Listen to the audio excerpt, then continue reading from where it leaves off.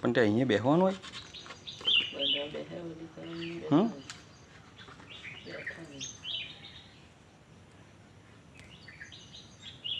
એવું તો નહીં ચાલે ને. સારું બે તો શું કરું બોલ. તમે એવા કામ કરે સ્કૂલમાં. મારા ઘરના બાજુમાં આવેલી એક સરકારી સ્કૂલમાં 4 વ્યક્તિઓ બેસીને દારૂ પીતા હતા, દારૂની પાર્ટી કરતા હતા, જેનો વિડીયો બનાવી મેં મારા સરપંચ સાહેબને, અમારા ગામના સરપંચ સાહેબને મેં ટેલિફોનિક અને વોટ્સઅપ પર આ વિડીયો મોકલીને જાણ કરી હતી કે સરકારી સ્કૂલમાં આવું થઈ રહેલું છે અને તમે અત્યારે સરપંચના હોદ્દા પર બેઠા છો તો તમે એમના વિરુદ્ધ કોઈ કાર્યવાહી કરો કે કોઈ બીજી વ્યક્તિ આવીને અહીંયા દારૂ પી કે કોઈ ખોટા કામ કરી ના શકે એના માટે જાણ કરી હતી. એમના દ્વારા શું જણાવવામાં આવ્યું? એમના દ્વારા એવું જણાવવામાં આવ્યું હતું કે એ વ્યક્તિના વિરુદ્ધમાં હું કોઈ કામ કરવાનો નથી અને કોઈ ફરિયાદ કરવાનો નથી, પણ તમે તમારા હિસાબે જે થતું હોય તે તમે કરી લેવો. બરાબર.